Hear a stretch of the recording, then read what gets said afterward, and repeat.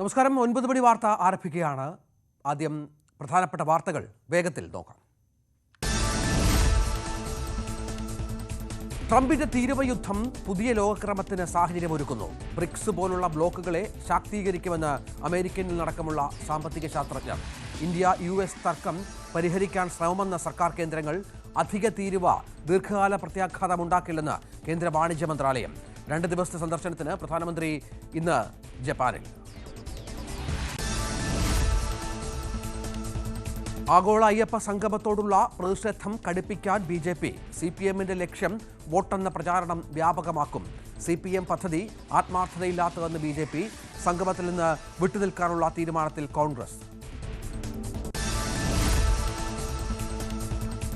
രാഷ്ട്രീയ നാടകങ്ങൾക്ക് വേദിയായ കൂത്താട്ടുകുളം നഗരസഭയിൽ ഇന്ന് അധ്യക്ഷ തെരഞ്ഞെടുപ്പ്. CPM വിമത കലാരാജു UDF സ്ഥാനാർത്ഥി. UDF സ്വതന്ത്ര കൗൺസിൽ PG സുനിൽകുമാർ ഉപാധ്യക്ഷനായേക്കും.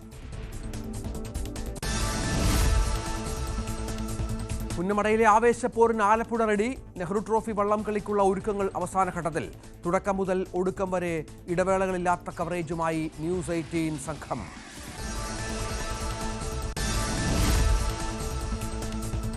കണ്ണൂരിൽ ഷോക്കേറ്റ 5 വയസ്സുകാരൻ മരിച്ചു. മട്ടന്നൂർ കൊളാരിയിലെ ഉസ്മാൻ മദനിയുടെയും ആയിഷയുടെയും മകൻ മുഹദിയൂൻ മരിച്ചത് മിനിയേച്ചർ ലൈറ്റിൽ നിന്ന് ഷോക്കേറ്റ്. അപകടം ഗ്രില്ലിലേക്ക് പിടിച്ചു കയറുന്നതിനിടെ.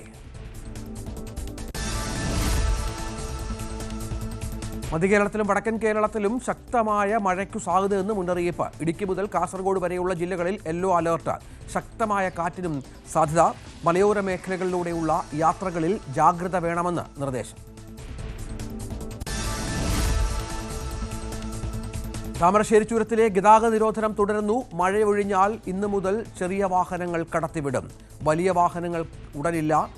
കോഴിക്കോട് കളക്ടർ താമരശ്ശേരി ചുരം സന്ദർശിക്കും. കുറ്റ്യാടി ചുരത്തിലൂടെ ഗതാഗതം സാധാരണ നിലയിലാക്കും. വക്രം തളത്തിന് സമീപം ഇന്നലെയും മണ്ണിടി.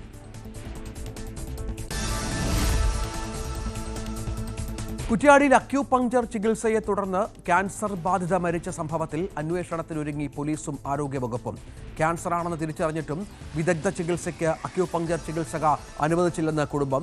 രോഗം കലശലായിട്ടും വെള്ളവും അത്തിപ്പഴവും മാത്രം നൽകി. പഴുപ്പ് പൊട്ടി ഒലിച്ചത് രോഗശമനത്തിന്റെ സൂചനയാണെന്ന് പറഞ്ഞു ഫലിപ്പിച്ചെന്നും കുടുംബത്തിന്റെ വെളിപ്പെടുത്തൽ.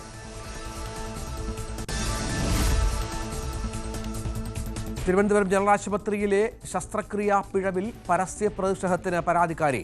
DMO ഓഫീസിലെത്തി കുടുംബം. പ്രതിഷേധിക്കും. ഡോക്ടർ രാജീവ് കുമാറിനെതിരെ പരാതി നൽകി.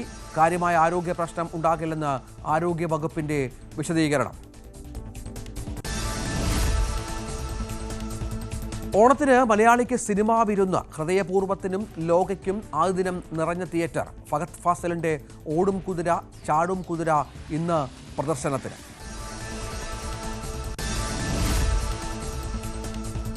ദേശീയ സിനിമാ അവാർഡിൽ നിന്ന് ആടുജീവിതത്തെ മനഃപൂർവ്വം ഒഴിവാക്കിയതാണെന്ന് റസൂൽ പൂക്കുട്ടി.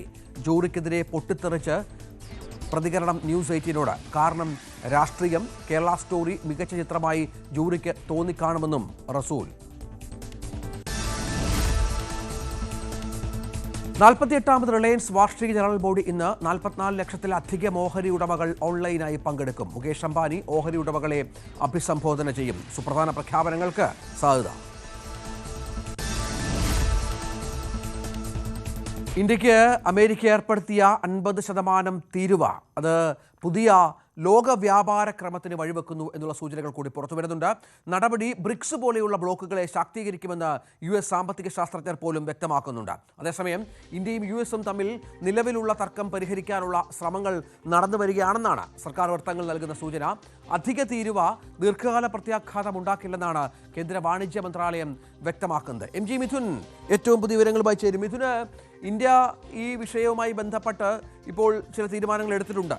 പുതുതായി 40ഓളം വിപണി സാധ്യതകൾ കണ്ടെത്തുക എന്ന തരത്തിലൊക്കെ അത് ഫലപ്രദമായി നടപ്പിലാക്കുന്നുണ്ട് എന്നാണ് തോന്നുന്നത്. പക്ഷേ അപ്പോഴും ചെറുകിട സെക്ടറുകൾ, പ്രത്യേകിച്ച് വസ്ത്ര സ്ഥാപനങ്ങൾ പോലെയുള്ള വസ്ത്ര നിർമ്മാതാക്കൾ പോലെയുള്ള ആളുകളൊക്കെ ഉണ്ട്. തിരുപ്പൂരിലും മറ്റും വലിയ പ്രതിസന്ധി, വസ്ത്രമോ കെട്ടിക്കിടക്കുന്നു എന്നുള്ള വിവരങ്ങളൊക്കെ പുറത്തു വരുന്നുണ്ട്. പക്ഷേ ഇതൊക്കെ ദീർഘകാലത്തേക്ക് പ്രശ്നമുണ്ടാക്കില്ല എന്നും സമീപകാലത്ത് തന്നെ പരിഹരിക്കാനാകുമെന്നും കൂടുതൽ വിപണികൾ കണ്ടെത്തുന്നതോടെ നമ്മൾ ശാക്തീകരിക്കപ്പെടും എന്നൊക്കെയാണോ ഇപ്പോൾ ഇന്ത്യയുടെ ഒരു നിലപാട്?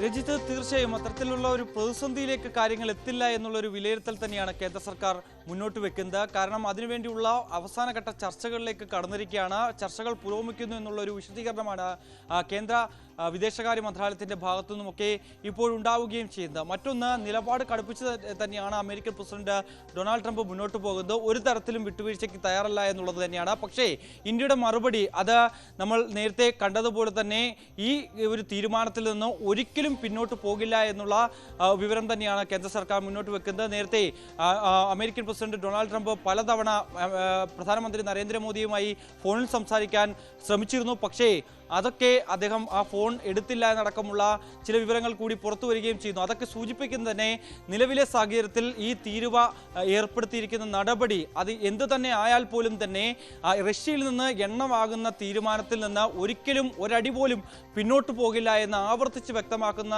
സൂചനകൾ കൂടിയായിരുന്നു അത്തരത്തിലുള്ള ഒരു സാഹചര്യത്തിലൂടെ നമുക്ക് വെളിവാവുകയും ചെയ്യുന്നത്. എന്തായാലും നിലവിലെ സാഹചര്യത്തിൽ ഈ രീതിയിലേക്ക് മുന്നോട്ട് പോകുമ്പോൾ ചില സാമ്പത്തിക ശാസ്ത്രജ്ഞരും വിദഗ്ധരും ഒക്കെ ചൂണ്ടിക്കാണിക്കുന്ന ചില കാര്യങ്ങളുണ്ട്. അതായത് ഇത്തരത്തിലൊരു കടുംപിടുത്തം നേരത്തെ റഷ്യയ്ക്ക് മേൽ വലിയ രീതിയിലുള്ള ഉപരോധം ഏർപ്പെടുത്തിയപ്പോൾ റഷ്യ മറ്റ് രാജ്യങ്ങളിലേക്ക് തങ്ങളുടെ വ്യാപാരം മെച്ചപ്പെടുത്തുകയും ഒപ്പം തന്നെ വിപുലീകരിക്കുകയും ചെയ്ത ഒരു പശ്ചാത്തലം ഉണ്ടായിരുന്നു. ആ രീതിയിലേക്ക് ഇന്ത്യ കൂടി കടക്കാക്കുമെന്നുള്ള അല്ലെങ്കിൽ കടന്നേക്കുമെന്നുള്ള ഒരു ചില അഭ്യൂഹങ്ങളുണ്ട്. അതല്ല മറ്റൊന്ന്, അത് ആശങ്കകൾക്ക് വഴിവെക്കുകയും ഒപ്പം തന്നെ അത് US തന്നെയാണ് കനത്ത പ്രഹരം ഏൽപ്പിക്കാൻ പോകുന്നത് എന്നുള്ള അടക്കമുള്ള ചില സൂചനകൾ കൂടി നൽകുന്നതായിരുന്നു ഇത്തരത്തിൽ ഈ സാമ്പത്തിക ശാസ്ത്രജ്ഞരുടെയും ഒപ്പം തന്നെ വിദഗ്ധരുടെയൊക്കെ അഭിപ്രായങ്ങൾ ചൂണ്ടിക്കാണിക്കുന്നത്. അത്തരത്തിൽ ബ്രിക്സ് രാജ്യങ്ങളുടെ ഒരു കൂട്ടായ്മ അത് പാശ്ചാത്യ ശക്തികൾക്ക് മേലെ വരാനുള്ള ഒരു സാഹചര്യമുണ്ട്. അത്തരത്തിലൊരു സങ്കീർണമായ സ്ഥിതിവിശേഷത്തിലേക്ക് കാര്യങ്ങൾ പോവുകയും ചെയ്യും. അതിനുവേണ്ടിയുള്ള തീരുമാനത്തിലേക്ക് അടുത്ത നടപടികളിലേക്ക്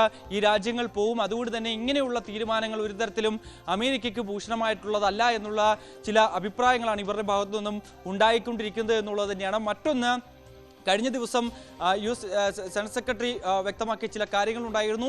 ഇത്തരത്തിൽ യുദ്ധം മുന്നോട്ട് പോകാനുള്ള ഇന്ധനം നൽകുന്നത് അത് ഇന്ത്യയും മറ്റു രാജ്യങ്ങളുമാണ്. ഇത്തരത്തിൽ എണ്ണ റഷ്യയുടെ ഭാഗത്ത് നിന്ന് വാങ്ങിക്കുന്നത് കൊണ്ടാണ് ഈ പുടിൻ ഈ ഒരു തരത്തിലും വഴങ്ങാതെ ഈ അനന്തമായി ഇങ്ങനെ റഷ്യ യുക്രൈൻ യുദ്ധം ഇങ്ങനെ നീണ്ടുകൊണ്ട് പോകുന്നത്.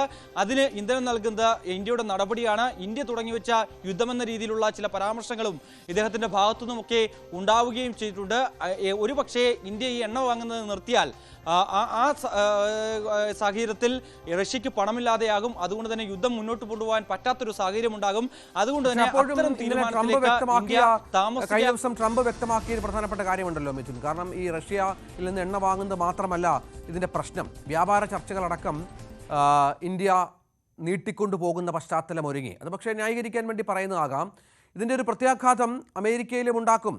കാരണം അമേരിക്കയൊക്കെ നമ്മുടെ വസ്ത്രങ്ങളൊക്കെ ധാരാളമായി അമേരിക്കക്കാർ ഉപയോഗിക്കുന്ന വസ്ത്രങ്ങളാണ്. അതില്ലാതായാൽ അവിടെയും പ്രശ്നങ്ങൾ ഉണ്ടാകും. അതുപോലെ ഇന്ത്യയുടെ പ്രധാനപ്പെട്ട കാര്യങ്ങൾക്ക് വില കൂടുന്ന പശ്ചാത്തലമൊക്കെ ഉണ്ടാകും അവിടെ. അതൊക്കെ അമേരിക്കയും പ്രതിസന്ധിയിലാക്കുന്നുണ്ട്. അതും തിരിച്ചറിയുന്നുണ്ടാകാം ഒരുപക്ഷേ ട്രംപ്. അവിടെയാണ് ഇന്ത്യ പ്രതിസന്ധി പരിഹരിക്കാനുള്ള ശ്രമങ്ങൾ നടക്കുന്നു എന്ന തരത്തിലുള്ള കാര്യങ്ങൾ മുന്നോട്ട് വെക്കുന്നത്. പലപ്പോഴും പല രാജ്യങ്ങൾക്കും തീരുവകൾ പ്രഖ്യാപിച്ചതിന് ശേഷം പിന്നീട് പിൻവലിച്ച ചരിത്രവും ട്രംപിനുണ്ട്. മിഥുൻ, ഇത് തീർച്ചയായും, കാരണം അത്തരത്തിലുള്ളൊരു കാഴ്ച നമ്മൾ കണ്ടതായിരുന്നു. ഇതേ നിലപാട് തന്നെ സ്വീകരിച്ച് മുന്നോട്ട് പോകുന്ന ഒരു രാജ്യമാണ് ചൈന. അതുകൊണ്ട് തന്നെ ചൈനയ്ക്ക് മേലെ വലിയ രീതിയിൽ പകരച്ചുങ്കവും ഒപ്പം തന്നെ അധിക തീരുവയൊക്കെ ഉയർത്തുന്ന നമ്മൾ ആദ്യഘട്ടങ്ങളിൽ കണ്ടതായിരുന്നു. പക്ഷേ ഇന്ത്യക്ക് മേൽ ഇത്രയും അധികം തീരുവ ഉയർത്തിയതിനു ശേഷം ഏറ്റവും കൂടുതൽ റഷ്യയിൽ നിന്ന് എണ്ണ വാങ്ങുന്ന ചൈനയ്ക്ക് ഒരു തലോടൽ എന്ന രീതിയിൽ ഈ തീരുവ ചുമത്തുന്നതിൽ നിന്ന് പിന്നോട്ട് പോവുകയും അത് കുറച്ചൊക്കെ നൽകുന്നത് നമുക്ക് കാണുകയും ചെയ്തതാണ്. അതിന് സമയം നീട്ടി നൽകുന്നതൊക്കെ കാണുകയും ചെയ്തതാണ്. അത് ഈ ഒരു മുന്നറിയിപ്പിൻ്റെ ഒക്കെ അടിസ്ഥാനത്തിൽ കൂടിയാണ് എന്ന് നമുക്ക് വിലയിരുത്തപ്പെടേണ്ടതായിട്ടുണ്ട്. കാരണം ഒരുപക്ഷെ ഈ രാജ്യങ്ങൾ, അതായത് റഷ്യ, ചൈന, ഇന്ത്യ, ഈ ത്രയം അത് ഈ US മേൽ വലിയൊരു പുതിയ ഒരു ലോകക്രമത്തിലേക്ക് കാര്യങ്ങൾ എത്തും. അത്തരത്തിലെത്തിയാൽ അത് വലിയ ഭീഷണിയാകാൻ പോകുന്നത് അമേരിക്കയ്ക്ക് തന്നെയാണ് എന്നുള്ളൊരു വിലയിരുത്തലിൻ്റെ കൂടി അടിസ്ഥാനത്തിൽ കൂടിയാകാം ഇത്തരത്തിലൊരു നീക്കം അല്ലെങ്കിൽ ഇത്തരത്തിലുള്ള ഒരു നടപടി ട്രംപിൻ്റെ ഭാഗത്തു നിന്നുണ്ടായിരിക്കുന്നത് എന്നുള്ളത് തന്നെയാണ് നമുക്ക് മനസ്സിലാക്കേണ്ടിയിരിക്കുന്നത്. കാരണം ചൈനയിൽ നിന്ന് ഏറ്റവും കൂടുതൽ വ്യാപാരം നടത്തുന്നതാണ്. കാരണം ഇത്രയും ട്രില്യൺ ഡോളർ, ഏകദേശം 1000 ബില്യൺ ഡോളറിന് അധികമുള്ള വ്യാപാരങ്ങൾ കഴിഞ്ഞ 2 വർഷത്തിനിടയിൽ മേഖലയിൽ ചൈനയുമായി ബന്ധപ്പെട്ട US നടത്തിയിട്ടുണ്ട്. അതിൽ താരതമ്യം ചെയ്ത് നോക്കുമ്പോൾ ചൈനയെ ഒരു തരത്തിലും പിണക്കാൻ പാടില്ല. ഒപ്പം തന്നെ ഈ 2 ദിവസം കഴിയുമ്പോൾ ഇന്ന് പ്രധാനമന്ത്രി നരേന്ദ്രമോദി ഇപ്പോൾ ജപ്പാനിലെത്തിയിട്ടുണ്ട്. ജപ്പാനിലെ പ്രധാനമന്ത്രിയുമായി കൂടിക്കാഴ്ച നടത്തും. വ്യാപാര രംഗത്തും ഒക്കെ തന്നെ വളരെ ദീർഘകാലമായിട്ടുള്ള സൗഹൃദമാണ് ഇന്ത്യയും ജപ്പാനും തമ്മിലുള്ളത്. അതുകൊണ്ട് തന്നെ അതിനുശേഷം അദ്ദേഹം നേരെ പോകുന്നത് ചൈനയിലേക്കാണ്. അവിടെ ഇത്തരത്തിൽ ഷാങ്ഹായ് കോർപ്പറേഷൻ നടക്കുന്ന ഉച്ചകോടിയിൽ അദ്ദേഹം പങ്കെടുക്കുകയും ചെയ്യും. അവിടെ വ്ളാഡിമിർ പുടിൻ എത്തുന്നുണ്ട്. വ്ളാഡിമിർ പുടിനുമായും പ്രധാനമന്ത്രി നരേന്ദ്രമോദി കൂടിക്കാഴ്ച നടത്തുന്നുണ്ട്. അത്തരത്തിലുള്ള പശ്ചാത്തലത്തിലേക്ക് വരുമ്പോൾ അതൊക്കെ വലിയ രീതിയിൽ ബ്രിക്സ് രാജ്യങ്ങളുടെ ഒരു കൂട്ടായ്മ ശക്തിപ്പെടുന്ന തരത്തിലേക്ക് എത്തിക്കുമെന്നുള്ള ഒരു വിലയിരുത്തൽ അമേരിക്കയ്ക്കുണ്ട്. ഏതായാലും വലിയ തോതിലുള്ള പ്രതിസന്ധി ഇന്ത്യയുടെ കയറ്റുമതി മേഖലയിൽ ഉണ്ടാകുന്നുണ്ട് എങ്കിൽ പോലും അത് പരിഹരിക്കാനാകും എന്നും ദീർഘകാലാടിസ്ഥാനത്തിൽ ഇത്തരം പ്രശ്നങ്ങളെ ഇന്ത്യക്ക് ഗുണം ചെയ്യുകയുള്ളൂ എന്നുമാണ് സാമ്പത്തിക വിദഗ്ധർ വിലയിരുത്തുന്നത് എങ്കിൽ പോലും ഇപ്പോഴും അനുരഞ്ജനത്തിനുള്ള സാധ്യതകൾ ഇന്ത്യ തള്ളിക്കളയുന്നില്ല താനും. MG മിഥുനാണ് വിവരങ്ങൾ പങ്കുവച്ചത്. ഇതിനിടെ 2 ദിവസത്തെ സന്ദർശനത്തിനായി പ്രധാനമന്ത്രി നരേന്ദ്രമോദി ജപ്പാനിലെത്തി എന്ന വിവരം കൂടി പുറത്തു വരുന്നുണ്ട്. 15ാമത് ഇന്ത്യ ജപ്പാൻ വാർഷിക ഉച്ചകോടിയിൽ പങ്കെടുക്കും. തുടർന്ന് ഓഗസ്റ്റ് 31-നും സെപ്റ്റംബർ 1-നും ടിയാൻജിനിൽ നടക്കുന്ന SCOയുടെ 25ാമത് council of heads of state യോഗത്തിൽ പ്രധാനമന്ത്രി പങ്കെടുക്കും. ഇതിന് ഈ പുതിയ സാഹചര്യത്തിൽ വളരെ പ്രധാനമാണ് പ്രധാനമന്ത്രിയുടെ യാത്രകൾ. അദ്ദേഹം ജപ്പാനിലേക്ക് പോകുന്നു, ചൈനയിലേക്ക് പോകുന്നു, മറ്റ് രാജ്യങ്ങളിലേക്ക് പോകുന്നു. അവിടെയൊക്കെ നമ്മുടെ വിപണി സാധ്യതകൾ തുറക്കുക എന്ന ലക്ഷ്യം കൂടി ഈ യാത്രയ്ക്കുണ്ട്, അല്ലേ? രജിത്ത്, തീർച്ചയായും. കാരണം 15ാമത് ഇന്ത്യ ജപ്പാൻ വാർഷിക ഉച്ചകോടിയിൽ പങ്കെടുക്കുന്നതിനാണ് പ്രധാനമന്ത്രി നരേന്ദ്രമോദി ജപ്പാനിലെത്തിയത്.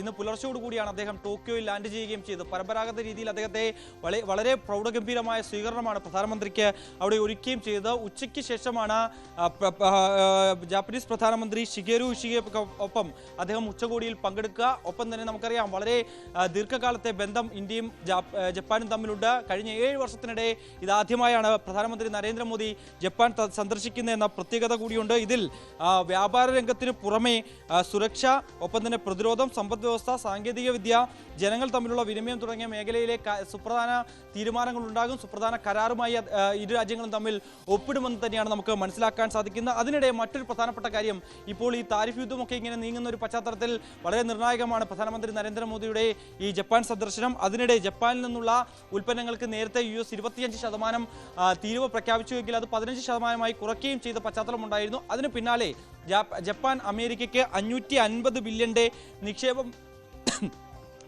വാഗ്ദാനം ചെയ്യുകയും ചെയ്തിട്ടുണ്ടായിരുന്നു. പക്ഷേ അതിന് യുഎസിലേക്ക് ജപ്പാന്റെ പ്രതിനിധി ഇന്ന് പോകാനിരിക്കുകയും ചെയ്യുന്ന ഒരു പശ്ചാത്തലമായിരുന്നു. പക്ഷേ US-മായി ചില വ്യാപാര കരാറുമായി ബന്ധപ്പെട്ട് കുറച്ചധികം കൂടിയാലോചനകൾ സർക്കാർ തലത്തിൽ നടത്തേണ്ടതായിട്ടുണ്ട്. അതുകൊണ്ട് തന്നെ ഈ യാത്ര റദ്ദാക്കുന്നു എന്നുള്ളതാണ് ഇപ്പോൾ ഔദ്യോഗികമായി ജാപ്പനീസ് എംബസി വ്യക്തമാക്കുകയും ചെയ്യുന്നത്. അത് ഇന്ത്യൻ പ്രധാനമന്ത്രി നരേന്ദ്രമോദിയുടെ ഈ ഒരു സന്ദർശനവുമായി ബന്ധപ്പെട്ട് ചേർത്ത് വായിക്കപ്പെടേണ്ട ഒന്ന് തന്നെയാണ്. അത് ഏതെങ്കിലും തരത്തിൽ നിലവിലെ സാഹചര്യത്തിൽ വളരെ നിർണായകമായിട്ടുള്ളൊരു തീരുമാനം തന്നെയാണ് ജപ്പാന്റെ ഭാഗത്തു നിന്നും ഉണ്ടായിരിക്കുന്നത് എന്നുള്ളതാണ്. പ്രത്യേകിച്ച് ഏഷ്യൻ കൺട്രീസിനെതിരെ ഇത്തരത്തിൽ അമേരിക്ക ചുമത്തിക്കൊണ്ടിരിക്കുന്ന അധിക തീരുവ അത് ഒരു തരത്തിലും അംഗീകരിക്കാൻ പറ്റാത്ത നടപടിയാണ് എന്ന് പല രാജ്യങ്ങളും പരസ്യമായി തന്നെ പ്രഖ്യാപിച്ചൊരു പശ്ചാത്തലമുണ്ട്. അതിനിടെ പല രാജ്യങ്ങളും ഒപ്പം ചേരണമെന്നുള്ള, അതായത് ബ്രിക്സ് രാജ്യങ്ങളൊക്കെ ഒപ്പം കൂട്ടിക്കൊണ്ട് ഏകദേശം 20 രാജ്യങ്ങളോ ചേർത്ത് വെച്ചുകൊണ്ട് ഇതിനെതിരെ പരസ്യമായി പ്രതിഷേധത്തിന് രംഗത്ത് വരാനുള്ള ഒരു തീരുമാനത്തിലേക്ക് കൂടി രാജ്യങ്ങൾ എത്തുന്ന ഒരു പശ്ചാത്തലമുണ്ട്. ആ ഒരു സാഹചര്യത്തിൽ വളരെ നിർണായകമായിട്ടുള്ള ഒരു മീറ്റിംഗ് തന്നെയാണ് ഇന്ന് ജാപ്പനീസ് പ്രധാനമന്ത്രിയുമായി പ്രധാനമന്ത്രി മോദി നടത്താൻ പോകുന്നത്. എന്തായാലും ഇതിൽ വളരെ പ്രധാനപ്പെട്ട ചില കരാറുകളിലൊക്കെ ഒപ്പിടുമെന്നുള്ള ഒരു വിവരങ്ങൾ കൂടിയാണ് ഈ ഒരു ഘട്ടത്തിൽ പുറത്തു വരുന്നത്. അതിനുശേഷം അദ്ദേഹം ഇന്ത്യൻ ജനതയെ അഭിസംബോധന ചെയ്തുകൊണ്ട് സംസാരിക്കും. ഒപ്പം തന്നെ വളരെ വിപുലമായിട്ടുള്ള മറ്റു പരിപാടികൾ ക്രമീകരിച്ചിട്ടുണ്ട്. വിവിധ ബിസിനസ് സമ്മിറ്റുകൾ ഇതുമായി ബന്ധപ്പെട്ട് അവിടെ ക്രമീകരിച്ചിട്ടുണ്ട്. അതിലെല്ലാം തന്നെ നരേന്ദ്രമോദി പങ്കെടുക്കുകയും ചെയ്യും. നാളെ വൈകിട്ടോടു കൂടിയാണ് അദ്ദേഹം ചൈനയിലേക്ക് പുറപ്പെടുക. അതാണ് സാഹചര്യം. ഏതായാലും ചൈന സന്ദർശനം നിർണായകമാണ്. ഒരു ഇന്ത്യൻ പ്രധാനമന്ത്രി വർഷങ്ങൾക്ക് ശേഷമാണ് ചൈന പോലെ നമ്മൾ അത്ര സുഖകരമല്ലാത്ത വിദേശ ബന്ധമുള്ള ഒരു രാജ്യം സന്ദർശിക്കുന്നത്. അതൊക്കെ പുതിയ സാഹചര്യത്തിൽ നിർണായകമാണ് എന്നതും സംശയമില്ല. MG മിഥുനാണ് ഏറ്റവും വിശദമായി തന്നെ വിവരങ്ങൾ പങ്കുവച്ചത്. 48ാമത് റിലയൻസ് ഇൻഡസ്ട്രീസ് ഓഹരി ഉടമകളുടെ വാർഷിക പൊതുയോഗം ഇന്ന് നടക്കും. ഉച്ചയ്ക്ക് 2 മണിക്ക് യോഗം ആരംഭിക്കും. വെർച്വൽ രീതിയിൽ നടക്കുന്ന യോഗത്തിൽ 44 ലക്ഷത്തിലധികം ഓഹരി ഉടമകൾ പങ്കെടുക്കും. ചെയർമാൻ മുകേഷ് അംബാനിയിൽ നിന്ന് സുപ്രധാനമായ പ്രഖ്യാപനങ്ങൾ ഉണ്ടാകുമെന്നാണ് വാണിജ്യ ലോകം പ്രതീക്ഷിക്കുന്നത്.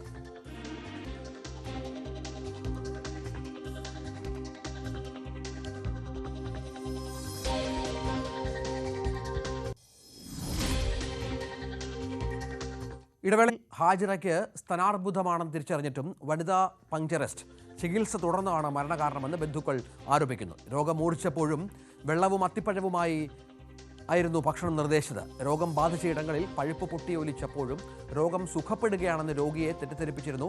ഇക്കാര്യം വ്യക്തമാക്കുന്ന ശബ്ദരേഖയും പുറത്തു വന്നിരുന്നു.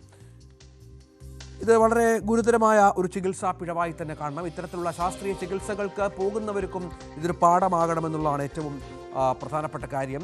ഇത്തരം രോഗങ്ങൾക്ക് നമുക്കറിയാം, നമ്മുടെ മെഡിക്കൽ സയൻസിലുമൊന്നും കൃത്യമായ മാർഗനിർദ്ദേശങ്ങളില്ല. അവർക്ക് ചെയ്യാനുള്ള ശാസ്ത്രീയ പരിചയമില്ല എന്ന് പലപ്പോഴും വ്യക്തമാക്കിയിട്ടുള്ളതാണ്. ഇത്തരം ഒരുപാട് ചികിത്സാലയങ്ങൾ നാടെമ്പാടുമുണ്ട്. അനീഷ്, ഇതിപ്പോൾ വലിയ ഒരു ഗുരുതരമായ പ്രശ്നമാണ്. ഇതെന്താണ് ഇപ്പോൾ ഏറ്റവും ഒടുവിൽ ബന്ധുക്കൾ ആരോപിക്കുന്ന കാര്യം? ഒപ്പം ഈ പ്രശ്നങ്ങൾ മൂർച്ഛിച്ചിട്ടും അസുഖം വല്ലാതെ കൂടിയിട്ടും ഇവരെ വല്ലാതെ തെറ്റിദ്ധരിപ്പിച്ച് ചികിത്സ തുടർന്നു എന്നുള്ളതാണോ?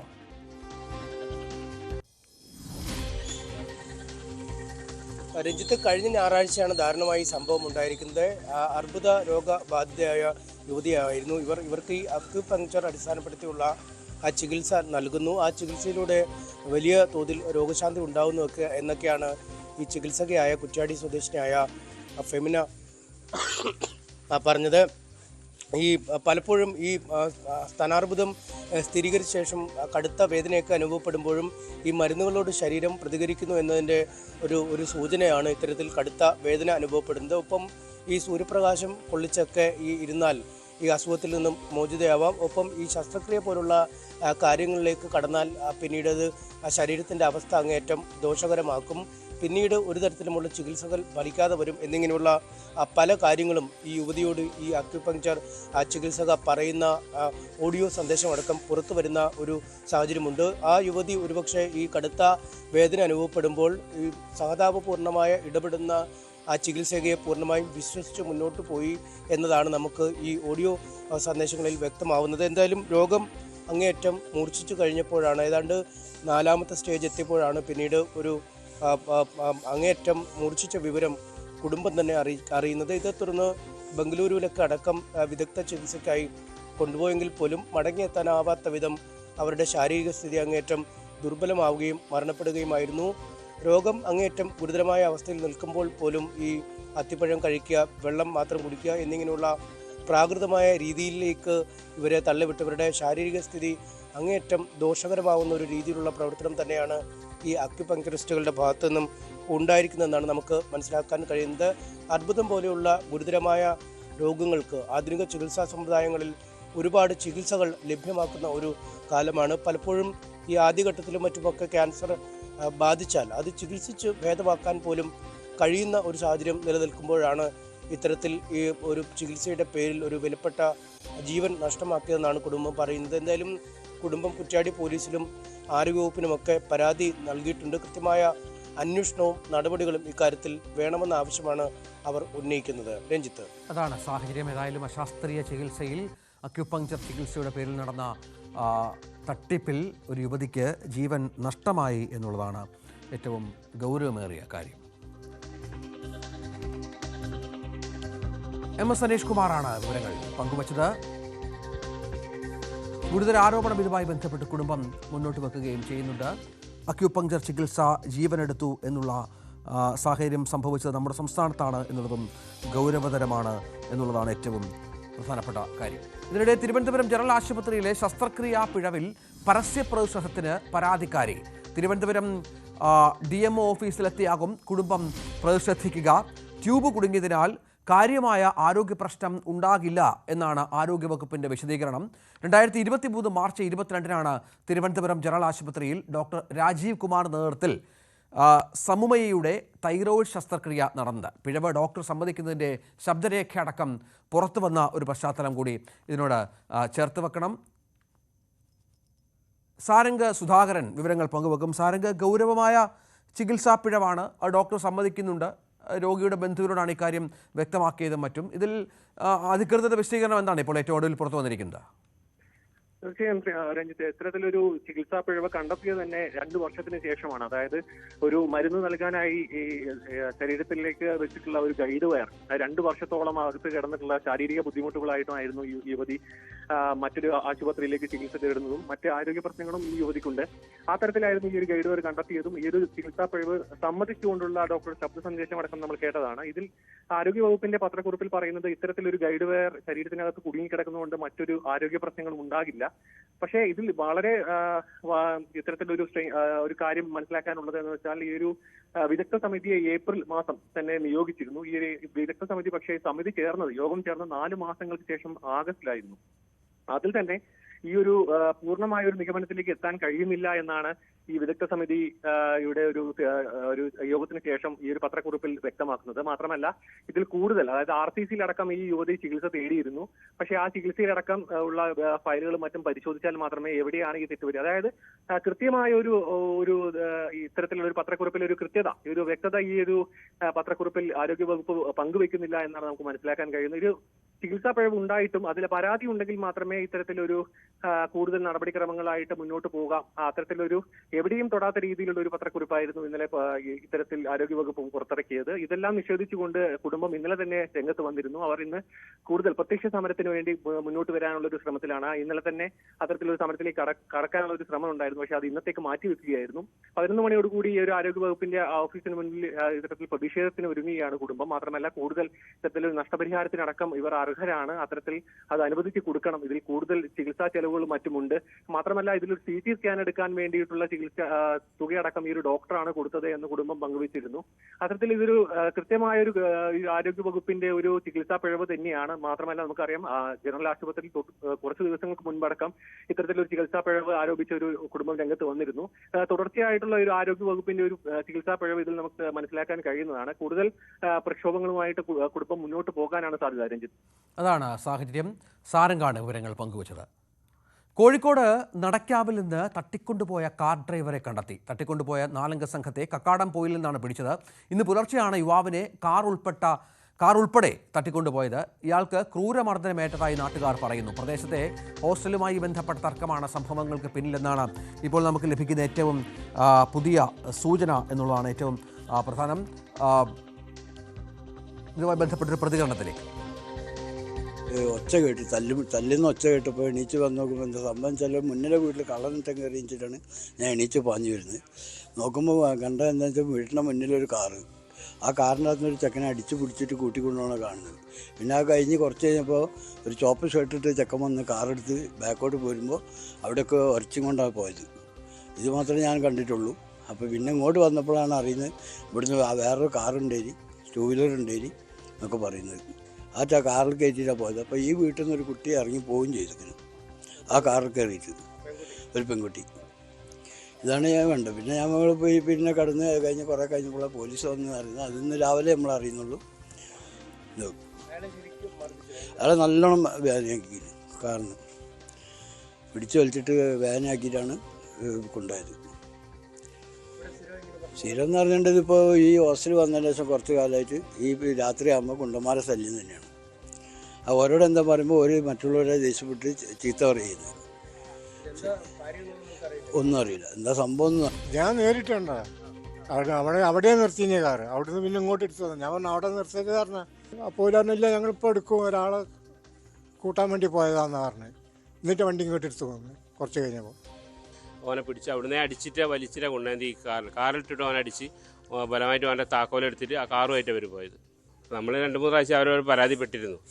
അപ്പോൾ അത് വന്നതിന് ശേഷം പിന്നെ അവരൊരു ക്യാമറ വെച്ച് നോക്കാമെന്നൊക്കെ പറഞ്ഞ് പിന്നെ ഇവിടെ അന്ന് അയൽവാസി ഉമേഷ് ഒരു പരാതി കൊടുത്തിനി. അപ്പോൾ ഇവിടെ പോലീസ് വന്നപ്പോൾ ഇവർ പറഞ്ഞ് ഞാൻ ഇവിടെ കയറി വെള്ളമടിച്ച് ബഹളം ഉണ്ടാക്കുന്നതൊക്കെ പറഞ്ഞിട്ട് ഒരു ഓനെതിരെ പറഞ്ഞ്. അപ്പോഴും വേറെ നടപടിയൊന്നും ആയില്ല. പിന്നെ നമ്മൾ പിന്നെ പുറമെ നിന്ന് താമസിക്കുന്ന കുട്ടികളല്ല എന്നുള്ളതിൽ. പക്ഷേ ഇന്നലെയാണ് ഇത് ഇങ്ങനത്തെ ഇത്രയും വലിയൊരു പ്രശ്നം ഇവിടെ നടന്നത്. രാത്രി ഇതിങ്ങനെ ഒരാളെ അതിക്രൂരമായി മർദ്ദിച്ച് ഇന്നോവയിലിട്ട് തട്ടിക്കൊണ്ട് അവരെ കാറും എടുത്തുകൊണ്ടുപോയി. അപ്പോൾ ഇതിൻ്റെ കൂടെ ഒരു പെൺകുട്ടിയും കയറി പോവുക. അപ്പം എന്നെ അന്വേഷിച്ച് ഇപ്പോഴാണ് അറിയുന്നത് ആ പെൺകുട്ടി കൊടുത്തൊരു കൊട്ടേഷനാണെന്നാണ് ഇപ്പോൾ പറയുന്നത്. അപ്പോൾ അപ്പോൾ ഇന്നലെ നമ്മളിവിടെ അന്വേഷിച്ച് ഇവിടെ പോലീസ് രാത്രി ഞാൻ വിളിച്ച് പോലീസൊക്കെ വന്ന് അപ്പോൾ ഇവരോട് ചോദിച്ചാൽ ഇവരാണ് അങ്ങനത്തെ സംഭവമൊന്നുമില്ല. അപ്പോൾ പിന്നെ നമ്മൾ CCTV കാട്ടി കൊടുത്തപ്പോഴാണ് ഒരു പറയുന്നത് അത് അങ്ങനെ ഉണ്ടെന്ന് പറഞ്ഞതാണ്. അതുവരെ ഒരു നിഷേധിക്കുകയും ചെയ്തത്. അപ്പോൾ തന്നെ ഇത് നടത്തുന്ന എന്നെ വിളിച്ച് അവൻ വന്നിട്ട് പറഞ്ഞ അവർ നമ്മളായിട്ട് കണക്ഷനൊന്നുമില്ല, ഇവിടെ ഒരാഴ്ചയായിട്ടുള്ളൂ ആ കുട്ടിയോടെ വന്നിട്ട് അങ്ങനെ ആ രീതിയിലാണ് പറഞ്ഞത്. അങ്ങനെ അവനെയും കൂട്ടിയിട്ട് ഇന്നലെ പോലീസ് രാത്രി പോയത്. ഇന്നലെ ഉച്ചക്കും ആ കാർ ഇവിടെ വന്നിരിക്കുന്നു. അപ്പോൾ ഇന്നലെ ഉച്ചക്ക് വന്നിട്ട് ആ കുട്ടി അതേമാതിരി കാർ കയറി പോയിക്കുന്നു. പിന്നെ രാത്രി വീണ്ടും വന്നത് ഞാൻ നേരിട്ടുണ്ടോ അവിടെ നിർത്തിയ കാറ്. MS സനീഷ് കുമാറാണ് വിവരങ്ങൾ പങ്കുവെക്കുന്നത്. അനീഷ്, ഇതെന്താണ് സംഭവിച്ചത്? എന്താണ് ഈ യുവാവുമായി ബന്ധപ്പെട്ട് മർദ്ദനമുണ്ടാകുന്നു, തട്ടിക്കൊണ്ടുപോകുന്നു, എന്താണ് ഇതിൻ്റെ ഒരു പശ്ചാത്തലം?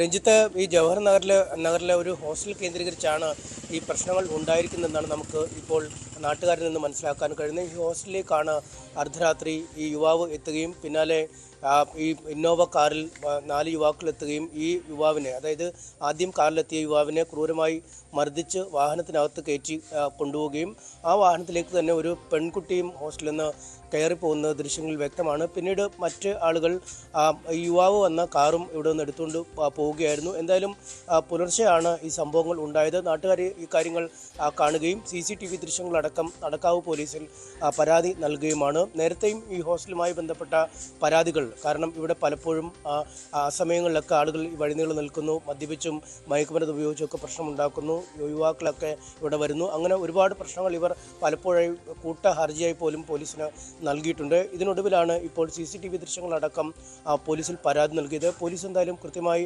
ഇക്കാര്യത്തെക്കുറിച്ച് അന്വേഷിക്കുകയും ഈ വിവരം സമീപത്തുള്ള സ്റ്റേഷനുകളിലേക്ക് കൈമാറുകയും ചെയ്തിരുന്നു. ഇതിൻ്റെ അടിസ്ഥാനത്തിലാണ് ഈ കോഴിക്കോട് കക്കടാംപൊയിലിൽ വെച്ച് ഈ സംഘത്തെ, ഈ തട്ടിക്കൊണ്ട് പോയ സംഘത്തെ യുവാവടക്കം പോലീസ് കസ്റ്റഡിയിലെടുക്കുന്ന സാഹചര്യം ഉണ്ടായിരിക്കുന്നത്. നടക്കാവിൽ നിന്നും പോലീസ് കക്കടാംപൊയിലിലേക്ക് പോയി അവരെ കൂട്ടിക്കൊണ്ട് വരാനുള്ള ഒരു യാത്രയിലാണിപ്പോൾ. എന്തായാലും കൂടുതൽ വിവരങ്ങൾ അതിനുശേഷം അറിയാൻ കഴിയും. വയനാട് സ്വദേശിയായ റമീസ് ആളെയാണ് തട്ടിക്കൊണ്ട് പോയതെന്ന് ഇതിനകം വ്യക്തമായിട്ടുണ്ട്. നേരത്തെ അയാളുടെ കാറിൻ്റെ നമ്പറൊക്കെ ട്രേസ് ചെയ്ത് പോലീസ് നടത്തിയ അന്വേഷണത്തിലും റമീസ് ആണെന്ന് സ്ഥിരീകരിച്ചിരിക്കുന്നു. ഇപ്പോൾ കസ്റ്റഡിയിലെടുത്തിരിക്കുന്ന കൂട്ടത്തിൽ റമീസ് ഉണ്ട് എന്നും മനസ്സിലായിരിക്കുന്നു. നേരത്തെ ഈ സമീപവാസികൾ നമുക്ക് നൽകിയ പ്രതികരണത്തിൽ നിന്ന് മനസ്സിലാവുന്നത് ഈ ഒരു ചുവന്ന ഉടുപ്പിട്ട് ഈ ഹോസ്റ്റലിൽ നിന്നും കാറിലേക്ക് കയറുന്ന ഒരു യുവതിയുണ്ട്. ആ യുവതി നൽകിയ കൊട്ടേഷനാണ്, അതായത് ഈ റമീസിനെതിരായ യുവതി നൽകിയ കൊട്ടേഷനാണ്. അത് പ്രകാരമാണ് ഇന്നോവ കാറിൽ ആളുകൾ എത്തുകയും ഈ റമീസിനെ കൂട്ടിക്കൊണ്ടു പോവുകയും ചെയ്തതെന്നാണ് നമുക്ക് മനസ്സിലാക്കാൻ കഴിയുന്നത്. എന്താണ് ഇരുവരും തമ്മിലുള്ള പ്രശ്നം, അല്ലെങ്കിൽ എന്ത് കാരണത്തിനാണ് ഈ കൊട്ടേഷൻ നൽകിയത് എന്നത് സംബന്ധിച്ച ഒരു കൃത്യമായ ചിത്രം ഇപ്പോഴും വ്യക്തമാവുന്നില്ല. നടക്കാവ് പോലീസ് ഈ തട്ടിക്കൊണ്ടു പോയവരെയും ഈ തട്ടിക്കൊണ്ടു പോകപ്പെട്ട യുവാവിനെയും വൈകാതെ ചോദ്യം ചെയ്യും. ഇതിൽ നിന്നാവും കൃത്യമായി എന്താണ് സംഭവിച്ചതെന്ന കാര്യത്തിൽ ഒരു കൃത്യമായ ഒരു ധാരണ ലഭിക്കൂ. എന്തായാലും വലിയൊരു ആശങ്കയിലാണ് ഈ മേഖലയെ ഈ തട്ടിക്കൊണ്ടുപോകൽ എത്തിച്ചത്. പക്ഷേ അതിപ്പോൾ പ്രതികളെ കസ്റ്റഡിയിലെടുത്തിരിക്കുന്നു. ഒപ്പം തട്ടിക്കൊണ്ടു പോകപ്പെട്ട യുവാവിനെയും പോലീസിൻ്റെ കൈവശം ലഭിച്ചിരിക്കുന്നു എന്നാണ് ആശ്വാസകരം. ഒരു ക്രൂരമായ മർദ്ദനത്തിന് ഈ യുവാവ് ഇരയായി എന്നുമാണ് നാട്ടുകാർ പറയുന്നത്. രഞ്ജിത്ത്, MS സനീഷ് കുമാറാണ് വിവരങ്ങൾ പങ്കുവച്ചുകൊണ്ട് ഇരിക്കുന്നത്. ഏതായാലും വളരെ പ്രധാനപ്പെട്ട വിവരം, ഈ യുവാവിനെ തട്ടിക്കൊണ്ടുപോയി മർദ്ദിക്കുന്നു, അതിനുശേഷം ഇയാളെ പുറത്ത് ഉപേക്ഷിക്കുന്നു. ഒരുപാട് ഇതുമായി ബന്ധപ്പെട്ട് നേരിട്ട് കണ്ട ദൃക്സാക്ഷികളടക്കം ഈ വിഷയത്തിൽ മൊഴി നൽകുകയും ചെയ്യുന്നു. അതിൻ്റെ അടിസ്ഥാനത്തിൽ 4 പേർ ഇപ്പോൾ അറസ്റ്റിലായിരിക്കുന്നു. മറ്റു വാർത്ത, രാഹുൽ മാങ്കൂട്ടത്തിനെതിരായ വെളിപ്പെടുത്തലിൽ അന്വേഷണത്തിന് ഉള്ള ക്രൈംബ്രാഞ്ചിൻ്റെ പ്രത്യേക സംഘത്തെ ഇന്ന് പ്രഖ്യാപിക്കും. ക്രൈംബ്രാഞ്ച് റേഞ്ച് DYSP C ബിനുകുമാറിൻ്റെ നേതൃത്വത്തിലുള്ള സംഘത്തിൽ സൈബർ വിദഗ്ധരും ഉണ്ടാകുമെന്നാണ് വിവരം. രാഹുലിനെതിരെ മാധ്യമങ്ങളിലൂടെ പരാതി ഉന്നയിച്ച സ്ത്രീകളുടെ മൊഴി ആദ്യം ശേഖരിക്കും. ഗർഭചിത്ര ആരോപണം ഉന്നയിച്ച യുവതിയിൽ നിന്നും മൊഴിയെടുക്കും. സ്ത്രീകളെ പിന്തുടർന്ന് ശല്യപ്പെടുത്തൽ, അശ്ലീല സന്ദേശം അയക്കൽ, ഭീഷണിപ്പെടുത്തൽ തുടങ്ങിയ കുറ്റങ്ങളാണ് നിലവിൽ രാഹുലിനെതിരെ ചുമത്തിയിട്ടുള്ളത്. VV അരുൺ ഏറ്റവും പുതിയ വിവരങ്ങളുമായി ചേരും. അരുണ്, അന്വേഷണ സംഘത്തിൻ്റെ രീതി ഏതൊക്കെ ആയിരിക്കും? പരാതി ലഭിക്കാത്ത പശ്ചാത്തലത്തിൽ ഈ യുവതികളെ കണ്ടെത്തുക, അവരുടെ മൊഴിയെടുക്കുക എന്ന് തന്നെയായിരിക്കുമല്ലോ പ്രധാനം. തീർച്ചയായിട്ടും യുവതികളെ അന്വേഷണ സംഘം തിരിച്ചറിഞ്ഞിട്ടുണ്ടെന്ന് വേണം നമുക്ക് മനസ്സിലാക്കാൻ. 3 പേർ നേരത്തെ മാധ്യമങ്ങളോട് തന്നെ പരാതി പറഞ്ഞവരാണ്. എറണാകുളത്തെ റിനിയും അതുപോലെ തന്നെ ട്രാൻസ്ജെൻഡർ അവന്തികയും ഉൾപ്പെടെയുള്ളവർ. അവർ നേരത്തെ തന്നെ ഹണി ഭാസ്കരനും സാമൂഹ്യ മാധ്യമങ്ങളോട് പരാതി പറഞ്ഞിരുന്നു. അങ്ങനെ 3 പേർ സമൂഹ മാധ്യമങ്ങളുടെ ആരോപണം രാഹുലിനെ ഉന്നയിച്ചവരാണ്. ഈ ഗർഭചിത്രം നടത്താൻ പ്രേരിപ്പിച്ചു എന്ന് നിർബന്ധിച്ചു എന്ന് പറയുന്ന പെൺകുട്ടിയാണ് കണ്ടെത്തേണ്ടത്. അതും പോലീസ് ആളെ തിരിച്ചറിഞ്ഞു. ഇവരൊക്കെ പോലീസിന് പരാതി നൽകാൻ തന്നെ തയ്യാറാകുമെന്ന സൂചനകളാണ് നമുക്ക് ഇന്ന് ലഭിക്കുന്നത്. പോലീസിന്റെ ഏറ്റവും വലിയ വെല്ലുവിളി അതാണ്. ഈ ഇരകളിൽ നിന്ന് പരാതി വാങ്ങണം, അവർ മൊഴിയിൽ ഉറച്ചു നിൽക്കണം. അതിന് ഇവരിൽ ചിലരെങ്കിലും തയ്യാറായി എന്ന സൂചനയുണ്ട്. അന്വേഷണ സംഘവുമായി സഹകരിക്കാമെന്ന് ഇവർ അറിയിച്ചതായും പറയുന്നു. അങ്ങനെയെങ്കിൽ ഇന്ന് തന്നെ ഇവരിൽ ആരുടെയെങ്കിലും ഒക്കെ മൊഴി എടുത്തേക്കും. അതിനുശേഷം വേണ്ടി വന്നാൽ കൂടുതൽ വകുപ്പുകൾ ചേർക്കാനാണ് തീരുമാനം. സംസ്ഥാനത്താകെ പല ജില്ലകളിലും അന്വേഷണമുള്ളതുകൊണ്ട് തന്നെ ക്രൈംബ്രാഞ്ചിന്റെ സംഘമാണിത് അന്വേഷിക്കുക. അതിന് സൈബർ വിദഗ്ധരെ കൂടി ഉൾക്കൊള്ളിച്ചുകൊണ്ട് ഇന്ന് ഈ അന്വേഷണ സംഘത്തിന്റെ ഒരു ടീം രൂപീകരിച്ചുകൊണ്ടുള്ള ഉത്തരവിറങ്ങാൻ തന്നെയാണ് സാധ്യത. വി അരുൺ വിവരങ്ങൾ പങ്കുവച്ചു.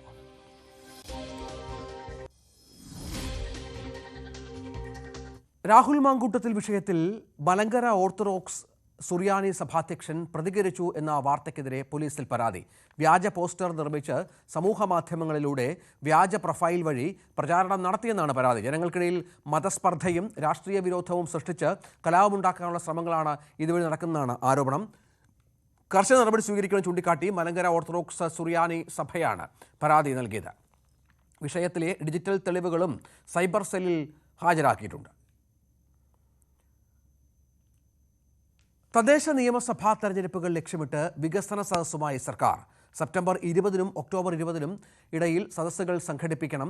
സംസ്ഥാനതല ഉദ്ഘാടനം മുഖ്യമന്ത്രി നിർവഹിക്കും. സർക്കാരിൻ്റെ വികസന പ്രവർത്തനങ്ങൾ ജനങ്ങളിലേക്ക് എത്തിക്കുകയാണ് ലക്ഷ്യം. വികസനം സംബന്ധിച്ച് ജനങ്ങളുടെ അഭിപ്രായം കേൾക്കും. തദ്ദേശ സ്ഥാപനങ്ങളുടെ പ്രോഗ്രസ് റിപ്പോർട്ടും അവതരിപ്പിക്കും. വി അരുൺ വിവരങ്ങൾ പങ്കുവെക്കും. അരുണ്, ഇന്നു മുതൽ കോൺഗ്രസ് ജനങ്ങളിലേക്ക് ഇറങ്ങിച്ചെല്ലുകയാണ്. ഭവനങ്ങൾ സന്ദർശിക്കുന്ന പരിപാടി ഇന്നു മുതലാണെന്നാണ് മനസ്സിലാകുന്നത്. ഒപ്പം BJPയും തെരഞ്ഞെടുപ്പ് പ്രചരണ പരിപാടികൾ ശക്തമാക്കിയിട്ടുണ്ട്. അതേ തരത്തിൽ മുന്നോട്ട് പോകാനാണോ ഇപ്പോൾ നീക്കം? സർക്കാർ വികസന നേട്ടങ്ങൾ ജനങ്ങളിലേക്ക് എത്തിക്കുക എന്ന ലക്ഷ്യത്തോടു കൂടിയാണ് വികസന സദസ്സുകൾ സംഘടിപ്പിക്കുന്നത്. എല്ലാ തദ്ദേശ സ്ഥാപനങ്ങളിലും ഈ സെപ്റ്റംബർ 20 മുതൽ ഒക്ടോബർ 20 വരെയുള്ള ഒരു മാസത്തിനിടയിൽ വികസന സദസ്സുകൾ സംഘടിപ്പിക്കണം. അതിൽ ജനങ്ങളുടെ പങ്കാളിത്തം ഉറപ്പാക്കണം. മുനിസിപ്പാലിറ്റിയിലും ഗ്രാമപഞ്ചായത്തുകളിലും ഒക്കെ പങ്കെടുപ്പിക്കേണ്ടവരുടെ എണ്ണവും സർക്കാർ നിർദ്ദേശിച്ചിട്ടുണ്ട്. അതുപോലെ തന്നെ ചിലവാക്കാനുള്ള തുകയുടെ കാര്യത്തിലും വ്യക്തത വരുത്തിയിട്ടുണ്ട്. എല്ലാ തദ്ദേശ സ്ഥാപനങ്ങളും ഈ പ്രോഗ്രസ് റിപ്പോർട്ട് അവതരിപ്പിക്കണം. അതായത് ഈ കാലയളവിൽ സർക്കാർ നടപ്പാക്കിയ പദ്ധതികളും അതിനൊപ്പം തന്നെ ഈ തദ്ദേശ സ്ഥാപനങ്ങളുടെ കീഴിൽ നടപ്പാക്കിയ വികസന പദ്ധതികളുടെയും പ്രോഗ്രസ് റിപ്പോർട്ട് അവതരിപ്പിക്കണം. ഈ സംസ്ഥാന സർക്കാരിന്റെയും വകുപ്പുകളുടെയും ഒക്കെ വികസന കാര്യങ്ങൾ ചർച്ചയാക്കണം. അതിനും പുറമെ എന്തെങ്കിലും നിർദ്ദേശങ്ങൾ ജനങ്ങൾക്കുണ്ടെങ്കിൽ ജനങ്ങളെ കൂടി പങ്കെടുപ്പിച്ചുകൊണ്ടുള്ള സദസ്സുകളാണ്. നമ്മൾ നവകേരള സദസ്സുകൾ കണ്ടതിന് മറ്റൊരു രൂപമായി ഇതിനെ വേണമെങ്കിൽ കാണാം. സംസ്ഥാനതല ഉദ്ഘാടനം മുഖ്യമന്ത്രി നിർവഹിക്കും. അങ്ങനെ തെരഞ്ഞെടുപ്പിന് ഒരുങ്ങുകയാണ് സർക്കാർ എന്ന് വേണമെങ്കിൽ നമുക്ക് പറയാം. കാരണം തദ്ദേശ തെരഞ്ഞെടുപ്പിന് തൊട്ട് മുന്നോടിയായാണ് തദ്ദേശ സ്ഥാപനങ്ങളോട് ഇത്തരത്തിലൊരു വികസന സദസ്സുകൾ സംഘടിപ്പിക്കാൻ സർക്കാർ നിർദ്ദേശിക്കുന്നത്. ഇതിലൊരു രാഷ്ട്രീയം കൂടിയുള്ളത്. സർക്കാരിന്റെ നേട്ടങ്ങൾ ജനങ്ങളിലേക്ക് എത്തിക്കാൻ സംസ്ഥാന സർക്കാർ തന്നെ ചില നിർദ്ദേശം നൽകുമ്പോൾ ഈ പ്രതിപക്ഷം ഭരിക്കുന്ന അല്ലെങ്കിൽ BJP ഭരിക്കുന്ന തദ്ദേശ സ്ഥാപനങ്ങൾ എങ്ങനെ ഇതിനോട് പ്രതികരിക്കും? എല്ലാ തദ്ദേശ സ്ഥാപനങ്ങളും ഇത് നിർബന്ധമായും ചെയ്യണമെന്ന നിർദ്ദേശമാണ് സർക്കാർ നൽകുന്നത്. അതിനോട് പ്രതിപക്ഷ പാർട്ടികൾ ഭരിക്കുന്ന തദ്ദേശ സ്ഥാപന നിലപാട് വളരെ പ്രധാനപ്പെട്ടതാകും. എന്താണ് അതിനോടുള്ള പ്രതികരണമെന്നാണ് ഇനി അറിയേണ്ടത്. ശരി, വി അരുൺ വിവരങ്ങൾ പങ്കുവച്ചു. കൂത്താട്ടുകുളം നഗരസഭാ അധ്യക്ഷ സ്ഥാനത്തേക്ക് ഇന്ന് തെരഞ്ഞെടുപ്പ്. CPM വിമത കൗൺസിലർ കലാരാജുവാണ് UDF സ്ഥാനാർത്ഥി. ഈ മാസം ആദ്യം UDF കൊണ്ടുവന്ന അവിശ്വാസ പ്രമേയത്തെ കലാരാജു അനുകൂലിച്ച് വോട്ട് ചെയ്തിരുന്നു. ഇതോടെ LDFന് നഗരസഭാ ഭരണം നഷ്ടമായി. അവിശ്വാസത്തിനൊപ്പം നിന്ന UDF സ്വതന്ത്ര കൗൺസിലർ PG സുനിൽകുമാറിനെ വൈസ് ചെയർമാൻ സ്ഥാനത്തേക്ക് പരിഗണിക്കുന്നുണ്ട്. ഡാനി പോൾ വിവരങ്ങൾ പങ്കുവെക്കും. ഡാനി, വലിയ പലവിധ സംഘർഷങ്ങൾക്ക് സാക്ഷിയായ നഗരസഭയാണ് കൂത്താട്ടുകുളം. ഇന്നിപ്പോൾ എന്തൊക്കെയാണ് അവിടെ സംവിധാനങ്ങൾ ഒരുക്കിയിട്ടുള്ളത്?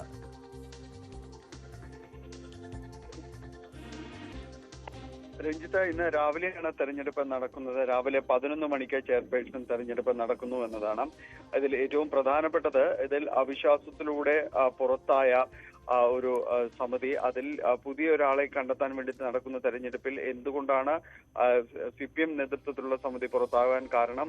അവർ തന്നെയാണ് ഈ ചെയർപേഴ്സൺ സ്ഥാനത്തേക്ക് മത്സരിക്കുന്നു എന്നതാണ്. CPM വിമത അംഗം കലാരാജു തന്നെയാണ് ചെയർപേഴ്സൺ സ്ഥാനത്തേക്ക് UDFന്റെ ചെയർപേഴ്സൺ സ്ഥാനാർത്ഥിയായിട്ട് വരുന്നത്. അവിശ്വാസത്തിലൂടെ പുറത്തായ വിജയശിവൻ തന്നെയാണ് LDFന്റെ സ്ഥാനാർത്ഥിയായിട്ട് മുന്നോട്ട് വരികയും ചെയ്യുന്നത്. ഏതായാലും ഇവർ വിജയിക്കുമെന്ന കണക്കുകൂട്ടൽ തന്നെയാണ്. കാരണം അവിശ്വാസത്തിലെ ഇവരുടെ പിന്തുണ വളരെ നിർണായകം തന്നെയായിരുന്നു. ഈ സമിതിയിൽ ഒരാളുടെ ഭൂരിപക്ഷം മാത്രമാണ് CPMന് അത് ഉണ്ടായിരുന്നത്. അത് നഷ്ടപ്പെടുകയും ചെയ്തു.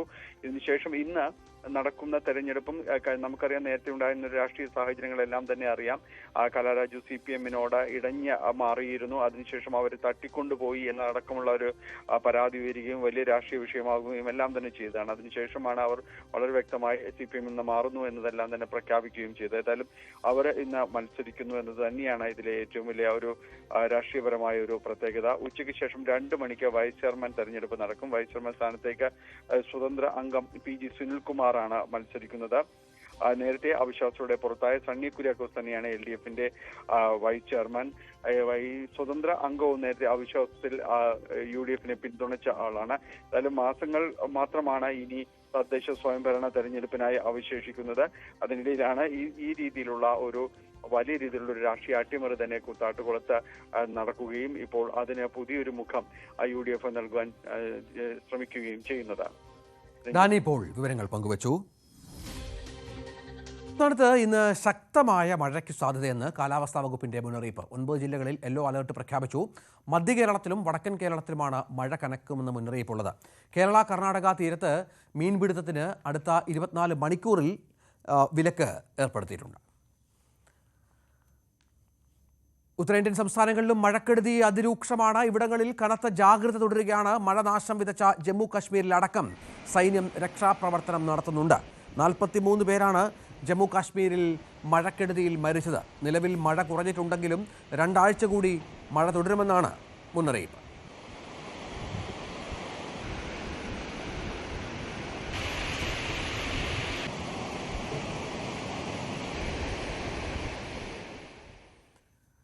കണ്ണൂർ മട്ടന്നൂരിൽ ഷോക്കേറ്റ് 5 വയസ്സുകാരൻ മരിച്ചു. കൊളാരി കുംഭമൂല ആൽ മുബാറക്കിലെ ഉസ്മാൻ മദനിയുടെയും ആയിഷയുടെയും മകൻ സി മുഹയുദ്ദീനാണ് മരിച്ചത്. ഇന്നലെ വൈകുന്നേരം ആണ് സംഭവിച്ചത്. വരാന്തയിൽ ഗ്രില്ലിൽ സ്ഥാപിച്ചിരുന്ന മിനിയേച്ചർ ലൈറ്റിൻ്റെ വയറിൽ നിന്നാണ് ഷോക്കേറ്റത്. കുട്ടി ഗ്രില്ലിന് മുകളിലേക്ക് പിടിച്ചു കയറുന്നതിനിടെ വയറിൽ നിന്ന് ഷോക്കേറ്റതാകാമെന്നാണ് നിഗമനം. ഉടനെ മട്ടന്നൂരിലെ സ്വകാര്യ ആശുപത്രിയിൽ പ്രഥമ ശുശ്രൂഷ നൽകിയതിന് ശേഷം കൂത്തുപറമ്പ് ഗവൺമെൻറ് ആശുപത്രിയിലേക്ക് കൊണ്ടുപോയെങ്കിലും മരിക്കുകയായിരുന്നു. താമരശ്ശേരി ചുരം വഴി ഇന്നു മുതൽ ചെറിയ വാഹനങ്ങൾ കടത്തിവിടും. മഴ കുറയുന്ന സമയത്താകും ഗതാഗതം അനുവദിക്കുക. ഭാരവാഹനങ്ങൾ കുറ്റ്യാടി നാടുകാണി ചുരം വഴി പോകണമെന്നാണ് നിർദ്ദേശം. ചെറിയ വാഹനങ്ങൾ ഒരു വരിയായി കടത്തിവിടും. വാഹനയാത്രക്കാർ ജാഗ്രത പാലിക്കണമെന്നും വേഗത കുറച്ചു പോകണമെന്നുമാണ് നിർദ്ദേശം. അത്യാവശ്യമല്ലാത്ത യാത്രകൾ ഒഴിവാക്കണമെന്നും നിർദ്ദേശമുണ്ട്. മഴ തുടരുന്ന സാഹചര്യത്തിൽ ചുരത്തിൽ നിരീക്ഷണം തുടരും.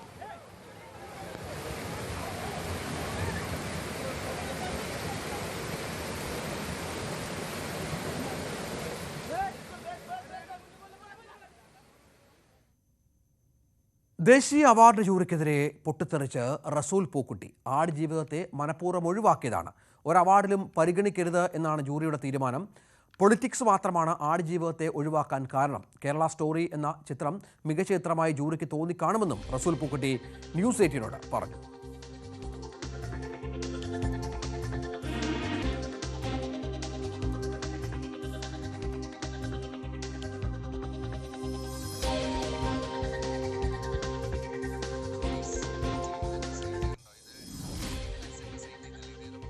അത് നിശ്ചയമായിട്ടും ആ സിനിമയെ മൊത്തത്തിൽ ഒഴിവാക്കിയതാണ്.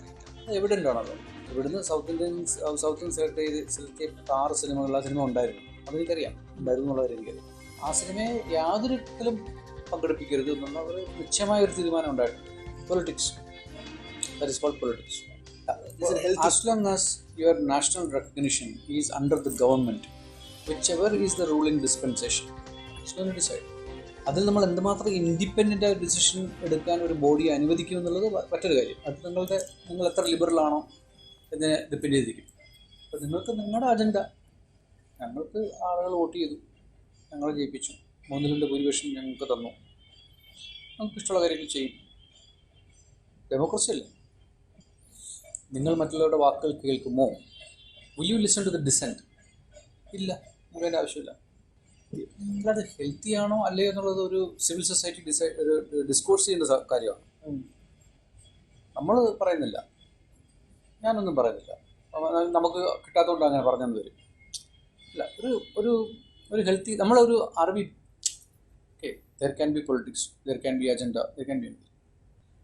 അത് ഇലക്ഷൻ വരെ ഉള്ളൂ. നമ്മൾ ഇലക്ഷൻ കഴിഞ്ഞ് നിങ്ങൾ ജയിച്ചു കഴിഞ്ഞ് നിങ്ങൾ അധികാരത്തിൽ വരുമ്പോൾ പിന്നെ നമ്മളെല്ലാവർക്കും കൂടെ ഉള്ള ഗവൺമെൻറ്റാണ്. അതിലാണ് എല്ലാവരുടെയും ശബ്ദങ്ങൾ കേട്ട് അനുസരിക്കാൻ പറ്റുക, എടുക്കാൻ പറ്റുന്ന കാര്യം എടുക്കുക.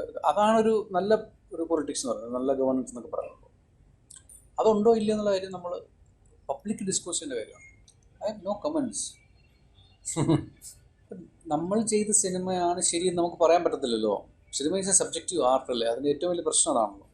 It's a subjective art. അപ്പോൾ അവർക്കങ്ങനെ തോന്നി, നമുക്കൊന്നും ചെയ്യാൻ പറ്റില്ലല്ലോ. അവർക്ക് തോന്നി Kerala story is a best film, എന്ത് ചെയ്യാൻ പറ്റും?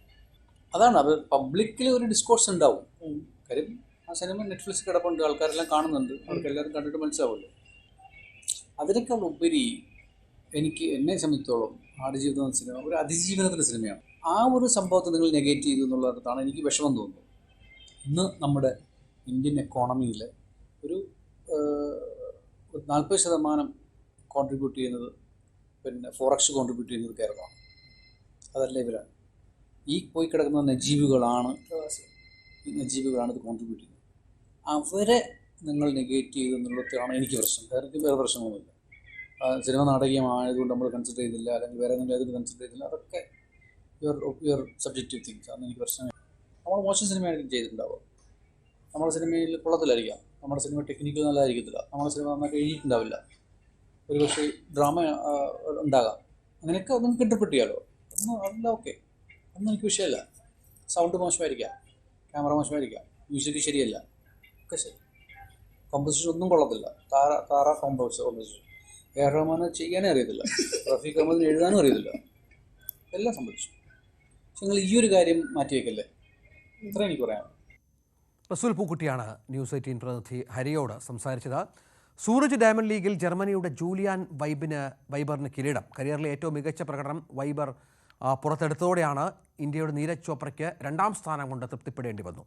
2 തവണയാണ് വെബർ ഇത്ര ദൂരം മറികടന്നത്. ആദ്യ റൗണ്ടിൽ 90.37 മീറ്റർ കുറിച്ച വെബർ 2ാം ശ്രമത്തിൽ 91.51 മീറ്റർ കുറിക്കുകയായിരുന്നു. 5ാം റൗണ്ട് വരെ 3ാം സ്ഥാനത്തായ നീരജ് അവസാന ശ്രമത്തിൽ 87.01 മീറ്റർ കുറിച്ചാണ് 2ാം സ്ഥാനം നേടിയത്.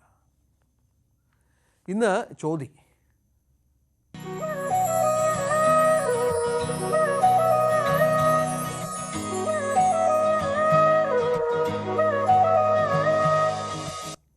ഓണക്കാലം അടയാളപ്പെടുത്തുന്നവരാണ് ഓണത്തപ്പന്മാർ. കളിമണ്ണിൽ കുഴച്ചെടുക്കുന്ന ഓണത്തപ്പന്മാർക്കുള്ള ഭംഗിയൊന്നും മരം കൊണ്ടുള്ള രൂപങ്ങൾക്കില്ല. ഓണക്കാലം അതുകൊണ്ട് തന്നെ മൺപാത്ര നിർമ്മാണം ഉപജീവനമാക്കിയവർക്ക് ആശ്വാസകാലമാണ്. പ്രതിസന്ധികളിൽ ഉഴലുന്ന ഈ മേഖല ഏറെ പ്രതീക്ഷയോടെയാണ് ഓണത്തെ കാണുന്നത്. ഓണക്കാലത്ത് നമുക്ക് ഒഴിവാക്കാൻ പറ്റാത്ത ഒന്നാണ് മാദേവരുടെ രൂപങ്ങൾ. ഓണത്തപ്പനെന്നും മാദേവരെന്നൊക്കെയാണ് അറിയപ്പെടുക. അത് കളിമണ്ണിലാണ് ഉണ്ടാക്കുക.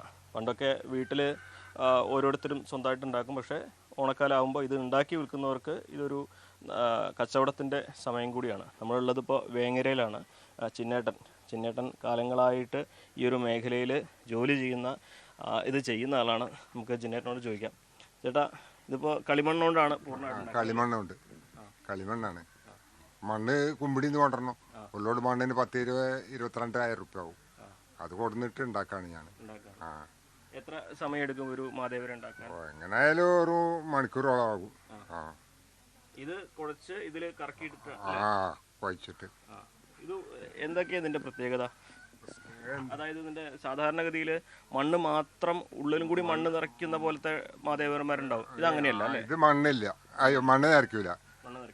ഇത് ഉള്ളു പൊല്ലാണ്, കനം കുറയും. മണ്ണും കുറയും കുറച്ച്. അപ്പോ കുറെ കാലം കേടുകൂടാതിരിക്കുവോ? എടുത്തു വെച്ചാലുണ്ട് 5 കൊല്ലം 6 കൊല്ലം. അതാണ് ഞമ്മക്കത് ചെലവില്ലാത്തത്. ഇത് വേണ്ടത് ഒഴിവാക്കണം. ഒഴിവാക്കിയാലേ ഞമ്മക്ക് ഇത് പോവുള്ളൂ. ഒരാൾ ഒരു കൊല്ലം വാങ്ങിച്ചപ്പോ അടുത്ത കൊല്ലം വാങ്ങിക്കില്ല എന്ന് ചുരുക്കം. വാങ്ങൂല. അതാണ് എടുത്തു വെക്കാണ്. ഇത് ഒരു ദിവസം എത്ര ഉണ്ടാക്കും ഇപ്പൊ? എങ്ങനെയായാലും ഒരു 5-6. അപ്പോ ഓണത്തിന് വളരെ മുമ്പ് തുടങ്ങിയിട്ടുണ്ടാവില്ലേ? ഞാൻ 2-3 മാസം മുന്നേ തുടങ്ങിയിട്ടുണ്ട്. അതന്നെ. ഇത് മാദേവരാണ് ഉണ്ടാക്കണത്. അവിടെ ഇരിക്കണതൊക്കെ ഓണത്തപ്പന്മാരുടെ അല്ലേ? അതന്നെ. അത് വിൽക്കാൻ കൊണ്ടുപോകും. ഇനിയിപ്പോ എങ്ങനെയാ അത് ചുട്ടെടുക്കുവോ? എങ്ങനെയാ? ചുടലില്ല. ചുടണ്ട. ഫസ്റ്റിൽ ചുട്ടിരുന്നു, പിന്നെ ചുടരണ്ടെന്ന് പറഞ്ഞു. ചുട്ടാല അപ്പന്റെ കോലം പോകുന്ന പറഞ്ഞു. എങ്ങനെ ഉണക്കിയെടുക്കുക? ഉണക്കിയെടുക്കാം. വെയിലുണ്ടാവും. വെയിലത്ത് വെച്ച് ഉറക്കിയെടുക്കും. പിന്നെ അതിൽ കളർ തേക്കും. പിന്നെ അതിന് കാവ്യോ എന്തെങ്കിലും. ഇപ്പൊ ഈ കാണുന്നതൊക്കെ നേരത്തെ ഉണ്ടാക്കി വെച്ച ഇതായിരിക്കും അല്ലേ? എങ്ങനെയാ ഇപ്പൊ മാർക്കറ്റിൽ ഇതിന്റെയൊക്കെ ഒരു വിലയൊക്കെ വില കമ്മിയാണ് ഇപ്പോൾ, ആഹാ. ഭയങ്കര പണിയാണ്. അതാണ്. എന്നാലും ഒരു മാതേവർക്ക് എത്ര റുപ്യ? ഞാൻ വെക്കലെ കഴിഞ്ഞ കൊല്ലമൊക്കെ വിറ്റിരുന്നു 500 രൂപ 3 മൂന്നെണ്ണത്തിന് ഒരു സെറ്റിന്. ആ, set കൊല്ലം 600 കിട്ടിയാലും ഒക്കൂല, എന്നാലും മുതലാവൂലേ. ആ അധ്വാനത്തിന്റെ മണ്ണിന്റെ അതും പണിയാ ഭയങ്കര. ഞാൻ പോയാലൊക്കെ പോയി, ഇതുണ്ടാവുന്ന മട്ടില്ല. മക്കളൊക്കെ അത് ചെയ്യുന്നുണ്ടോ? മക്കളോ ഒരാളുണ്ട്, ഒരു മോള് മരിച്ചുപോയി, കിഡ്നി 2 മാറ്റി വെച്ചു. ഓള് 9 കൊല്ലം നിന്നു. മോനാണ് കിഡ്നി കൊടുത്തത്. പിന്നെ ഓനോപ്പുറം ഓപ്പറേഷൻ ചെയ്ത ആളാ. കച്ചവടമൊക്കെ എവിടെയാ? കച്ചവടം മലപ്പുറത്ത് കലക്ട്രേറ്റില് കവാടത്തല. പിന്നെ വേങ്ങരും വെക്കും, പിന്നെ കോട്ടയ്ക്കലും. ശരിക്കും പൂരാടത്തിന് മുമ്പാണല്ലോ ഏറ്റവും കൂടുതൽ കച്ചവടമൊക്കെ വരിക. കച്ചവടം അതന്നെ. ഇതൊക്കെ ഇപ്പൊ കൊണ്ടുപോകാൻ വെച്ചതല്ലേ? കൊണ്ടുപോകാൻ വെച്ചാണ്. വിൽക്കഞ്ഞാല് ഇങ്ങനെ അടുത്ത് കൊല്ലം ചെലവാകുള്ളൂ. വിൽക്കഞ്ഞാല് എങ്ങനെയാ ആളുകൾക്ക് ഇതിനോടൊക്കെ താല്പര്യം ഉണ്ടോ? വാങ്ങുന്നവരുണ്ടോ? കുട്ടികൾക്കൊക്കെ ഇതാണ്. വലിയവരൊക്കെ എങ്ങനെ എന്തെങ്കിലുമൊക്കെ ചെയ്യും. മരത്തിന്റെ മാവിലേക്ക് ഉണ്ടല്ലോ. മരത്തിന്റെ ഒന്നും പറ്റൂലല്ലോ, മണ്ണ് തന്നെ വേണ്ട. പണ്ട് തന്നെ മുൻകാലത്ത് പറഞ്ഞു വെച്ചത് മണ്ണാണല്ലോ. മണ്ണിന് പണ്ടൊക്കെ മണ്ണുകൊണ്ടാണ് ഉണ്ടാക്കി വെച്ചിരുന്നത്. ഈ പണ്ടത്തെ രൂപം വലിയ വ്യത്യാസങ്ങൾ എന്തെങ്കിലും നിർമ്മാണത്തിൽ വന്നിട്ടുണ്ടോ? ഇല്ല, കുറച്ച് നന്നായി വരുന്നുണ്ട് ഇപ്പോ. അങ്ങനെയാണ് ഇപ്പോ, കുറച്ചൊക്കെ നന്നാവുന്നുണ്ട്. ഇതിൽ കറക്കിയിട്ടാണ് ഉണ്ടാക്കുക? കറക്കിയിട്ട്. അങ്ങനെയല്ല, പണ്ട് അങ്ങനെ കൈ അടിച്ചടിച്ച് മണ്ണ് അപ്പൊ കനം കൂടും, മണ്ണ് കൂടുതലാവും. മണ്ണ് നിറയ്ക്കേണ്ടി വരും. അപ്പൊ അത് വേണ്ട. ഇതിപ്പോ ഈ ഒരു രൂപത്തിൽ ഉണ്ടാക്കുന്നത് അതേപോലെ എത്ര ദിവസം എടുക്കും? 2-3 സെറ്റ് ഉണ്ടാക്കാം ഒരു ദിവസം. നല്ല പണി. ഇങ്ങനെ എന്താണ് ഇത്തവണ ഓണത്തെ വിപണിയുടെ ഒരു പ്രതീക്ഷ? ആൾക്കാർ ഒരുപാട് വാങ്ങിക്കുന്നൊക്കെ പ്രതീക്ഷിക്കുന്നുണ്ടോ? വാങ്ങി മലപ്പുറത്ത് അങ്ങനെ ആവോ, ഇനി എങ്ങനെയാണാവോ. മഴയൊക്കെ പ്രശ്നമാവോ? മഴയാണ്. ഇന്ന് പോയിട്ടില്ലല്ലോ മഴ ആയതുകൊണ്ട്. ഭയങ്കര ഇതാണ്. ജീവിക്കണ്ടേ, അതന്നെ. വീടില്ല. ഇതിൽ നിന്നിരുന്ന 6 കൊല്ലം 18 വീട് വീണു. പിന്നെ എല്ലാരും കൂടി, പിന്നെ പഞ്ചായത്തിൽ നിന്ന് നല്ല ചെറുപ്പ് കിട്ടി, എല്ലാരും കൂടി സഹായം കൊണ്ട്. ശരിക്കും നമുക്ക് ഈ ഓണക്കാലം പ്രതീക്ഷയുള്ള സമയമാണ്. അതന്നെ. പ്രതീക്ഷയാണ്.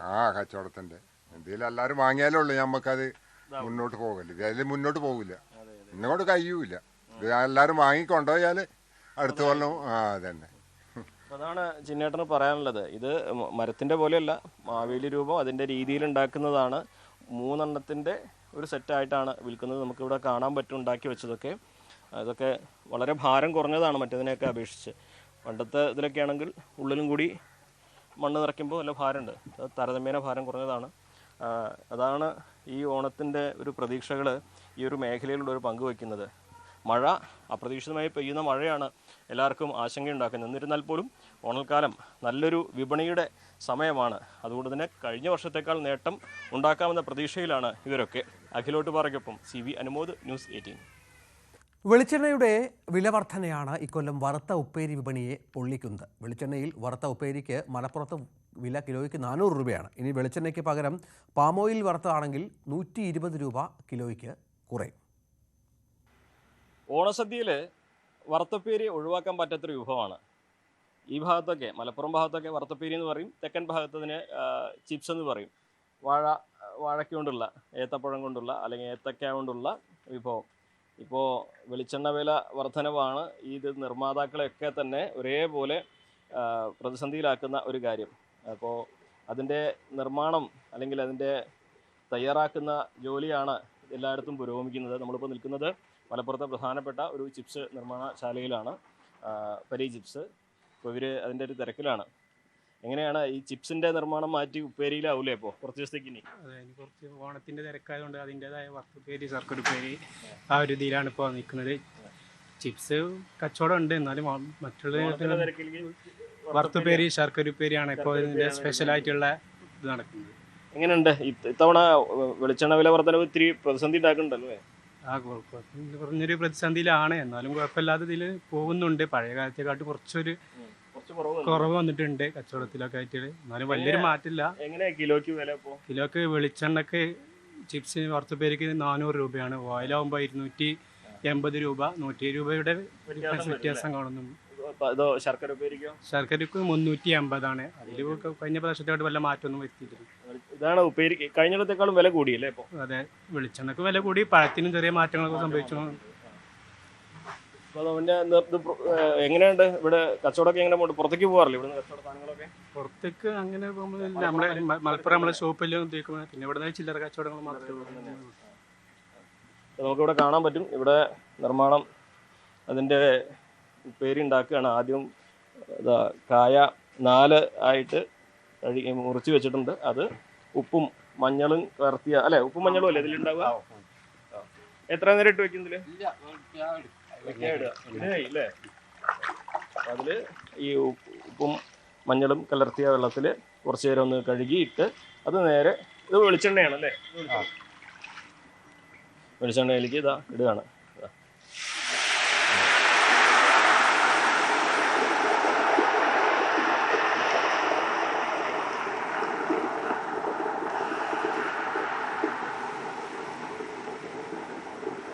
കായ അങ്ങനെ മൊരിഞ്ഞ് പൊന്തുവാണ്.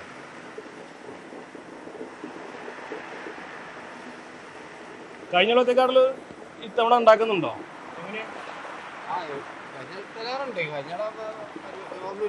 പരിപാടികളൊന്നും ഇല്ലായിരുന്നല്ലോ.